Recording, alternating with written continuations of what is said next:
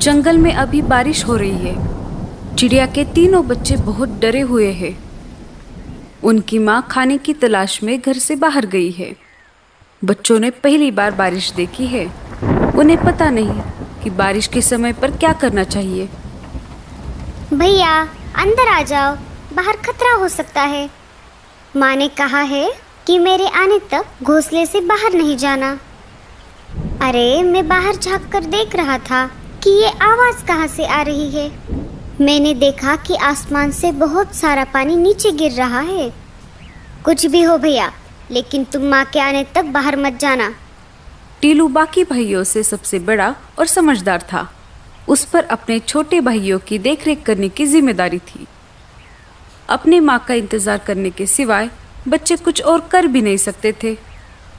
इधर लाडो चिड़िया बारिश से बचने के लिए पेड़ की डाली पर रुकी हुई थी। उसे भी अपने बच्चों की चिंता हो रही थी। मेरे बच्चे ठीक तो होंगे ना? बारिश शुरू होकर भी बहुत समय हो गया है। मुझे जल्द से जल्द अपने बच्चों के पास जाना होगा। वो बहुत डरे हुए होंगे। इधर बारिश रुकने का नाम नहीं ले रही थी। कालू कौवा तेज बारिश में अपने घोंसले की तरफ जा रहा था। तभी उसे लाडो चिड़िया एक पेड़ पर बैठी हुई दिखाई देती है। वो उसके पास चला जाता है। अरे लाडो, तुम यहाँ? तुम अभी तक घर नहीं गई? इसका मतलब तुम्हारे बच्चे घर पर अकेले होंगे। हाँ कालू भैया, मुझे मेरे बच्चों की बहुत चिंता हो रही है। लाडो, मैं तुम्हें डराना नहीं चाहता, पर तुम्हें बताना ये बहुत जरूरी है। सुना है एक खतरनाक चीलों का झुंड हमारे जंगल में घुस आया है। हाँ कालू भैया, मुझे ये बात पता है। जब मैं कल बुलबुल चिड़िया के घर गई थी, तब मैंने देखा कि एक चील बुलबुल चिड़िया के बच्चों को खा रहा था। बुलबुल घर पर नहीं थी, फिर भी एक बच्चा जीवित था। मैंने उसे बचाने की ठान ली। तब मैं उस चील के पास चली गई। अरे ओ चील, छोड़ दे उस बच्चे को, नहीं तो तेरा बहुत बुरा हाल होगा। चील को गुस्सा आ गया और वो मुझसे कहने लगा, अरे ओ चिड़िया, तुम्हारा दिमाग तो ठीक है ना? भाग यहाँ से। अगर मेरा पेट भरा हुआ नहीं होता तो मैं तुम दोनों को भी खा जाता।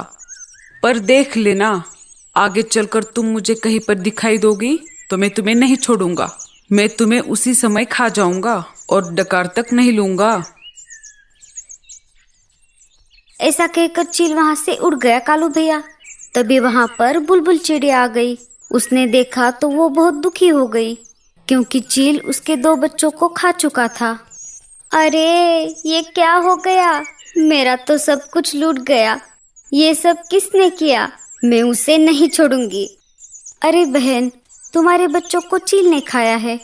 अगर मैं ऐन मौके पर नहीं आती तो वो चील तुम्हारे तीसरे बच्चे को भी खा जाता।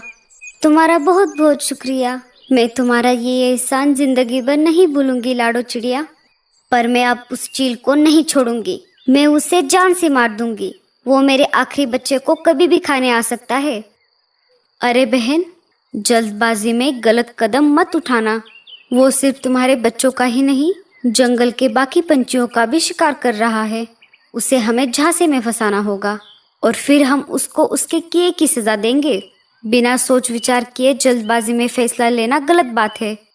ठीक है बहन, मैं कौन सा भी गलत कदम नहीं उठाऊंगी। अच्छा, तो ये सब हुआ था। बुलबुल चिड़िया के साथ तो बहुत बुरा हुआ। हम उस चील को तो क्या, बाकी सारे चीलों को भी नहीं छोड़ेंगे। हम उन सब को जंगल से खदेड़ देंगे। तुम जल्दी घर जाओ। हाँ कालू भैया, बारिश रुके या ना रुके, मुझे कैसे भी करके मेरे बच्चों के पास जाना होगा। ठीक है लाडो, मैं चलता हूँ। कालू वहां से निकल जाता है। बारिश बहुत तेज थी। खुद की जान की परवाह ना करते हुए लाडो तेज बारिश में अपने बच्चों की तरफ निकल पड़ी। बारिश की वजह से उसे उड़ने में दिक्कत हो रही थी। उसके पूरे पंख भीग चुके थे, फिर भी वो रुकने का नाम नहीं ले रही थी। उसे अपने बच्चों के पास जो जाना था। वो देखो, अपना शिकार हमारी तरफ खुद चल कर आ रहा है। इस तेज बारिश में इसे खाने का मजा बहुत आएगा। अरे दोस्तों, मेरे पास तो मिर्च मसाला भी है। उस चिड़िया को खाकर हम तीनों का पेट भर जाएगा। लाडो चिड़िया शिकारी पंछियों के पास आ जाती है। अरे ओ चिड़िया, रुक जाओ, इतनी तेज बारिश में कहाँ जा रही हो? लाडो चिड़िया शिकारी पंछियों को देखकर बहुत डर जाती है। लाडो चिड़िया बहुत ही होशियार और समझदार थी, साथ ही साथ वो निडर भी थी। उसने चीलों के साथ सामना करने का फैसला लिया। जी जी, मैं अपने घर जा रही हूँ। ऐसे कैसे जाओगी? अब तुम हमारे इलाके में आ चुकी हो। अब तुम अपने घर जाने की बजाय सीधा हमारे पेट में जाने वाली हो। उनकी ये बात सुनकर लाडो चिड़िया बहुत डर जाती है। उसे कुछ भी समझ नहीं आ रहा था। तभी लाडो के मन में एक आइडिया आ जाती है। मुझे कैसे भी करके इन सब से छुटकारा पाना होगा। अरे भाइयों, आप मुझे कैसे खा सकते हो? मुझे पहले से ही किसी ने खाने के लिए रिजर्वेशन करके रखा है। क्या? ऐसे कैसे? कौन है वो जो हमारे होते हुए भी तुम्हें खाने के लिए रिजर्वेशन करके बैठा है? वो दूसरे तीसरे कोई नहीं, मेरे खुद के पति है, जो कि एक चील है। मैंने जन्म भर उनकी सेवा की, 3 प्यारे प्यारे बच्चे दिए, फिर भी वो मुझे खाना चाहते हैं। क्या कोई अपने खुद की बीवी को खा सकता है भला? कौन अपने बीवी को खाना चाहेगा जो जंगल में बाकी सारे इतने पंछी हैं? हाँ भैया, कोई नहीं चाहेगा, पर मेरा पति चाहता है। यही नहीं, उसने मेरे 3 बच्चों को भी खा लिया है। अगर तुमने मुझे खा लिया तो वो तुम्हें नहीं छोड़ेंगे। मुझे खाने का हक सिर्फ उन्हीं का है। किसकी इतनी हिम्मत है जो हमसे टकराए? अगर है हिम्मत तो चलो मेरे पति के पास, एक बार लड़कर भी देख लो। अगर तुम जीत जाओगे तो मुझे खा लेना। बताओ, है मंजूर? हाँ हाँ, चलो, हम देख लेंगे उसको। लाडो चिड़िया निकल पड़ी उस शिकारी चील की तलाश में जिसने बुलबुल चिड़िया के बच्चों को खाया था। लाडो चिड़िया आगे आगे उड़ रही थी और शिकारी चील उल्लू के साथ साथ पीछे उड़ रहा था। आखिर लाडो चिड़िया उन्हें लेकर शिकारी चील के इलाके में आ ही गई। अरे, ये चिड़िया तो मेरी तरफ ही आ रही है। कल तो ये मेरे हाथ से छूट गई थी, पर अभी मुझे बहुत भूख लगी है। मैं इसका शिकार करके इसे खा जाऊंगा। तुम यहाँ पर ही रुको। अगर उसने तुम्हें यहाँ पर देख लिया तो वो सतर्क हो जाएगा। मैं अकेले अकेले आगे जाती हूँ। जब वो मुझ पर हमला करने लगे तो तुम जल्द से वहाँ पर आ जाना। लाडो चिड़िया उन्हें वहाँ पर छोड़कर चील के पास आ जाती है। अरे वाह, आज शिकार खुद मेरी तरफ चलकर आ गया है। लगता है आज भी मैं पेट भर के खाना खाऊंगा। हाँ हाँ, कल भी तुमने मेरे छोटे छोटे बच्चों को खा लिया, आज मुझे खा लो। वैसे भी मैं जिंदा रहकर क्या करूँगी? मेरा तो सब कुछ लूट गया है। अरे वो बच्चे तेरे नहीं, उन पर मेरा अधिकार था। शिकारी चील उन दोनों की बातें सुन रहा था। उसे लाडो की बातों पर विश्वास होने लगा। इधर चील को लाडो की बात समझ नहीं आ रही थी, फिर भी उसने ये मौका हाथ से गंवाना नहीं चाहा। हाँ हाँ, जैसे मैंने बच्चों को खा लिया वैसे ही तुम्हें खा जाऊंगा। चील उड़कर लाडो चिड़िया पर हमला करने ही वाला था, तभी दूसरे शिकारी पंछियों ने उसका रास्ता रोक लिया। अरे बेटे, तने तो मौज ही कर दी। तनिक रुक जा जरा, वो हमरा शिकार है। अरे तुम सब कौन हो? उस पर सिर्फ मेरा अधिकार है। देखो देखो भाइयों, ये कैसे मेरे साथ सुलूक करते हैं। अरे बेटे, तनिक रुक जा जरा, नहीं तो तने यहीं पर ही खोल देंगे।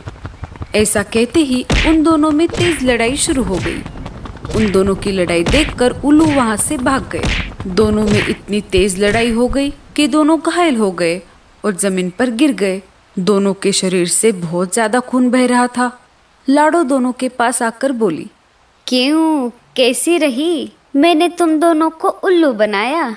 ना ही मैं इसकी बीवी हूँ और ना ही इसने मेरे बच्चों को खाया है। मैंने जानबूझकर तुम दोनों में झगड़ा लगवाया ताकि जंगल के बाकी पशु पक्षी सुरक्षित रह सके।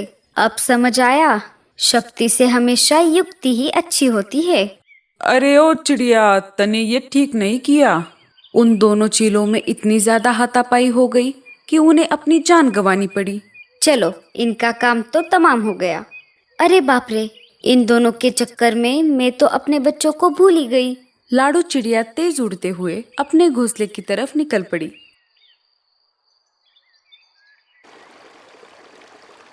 उसने देखा तो उसके घोंसले में पानी घुस गया था और उसके बच्चे भी कहीं पर दिखाई नहीं दे रहे थे।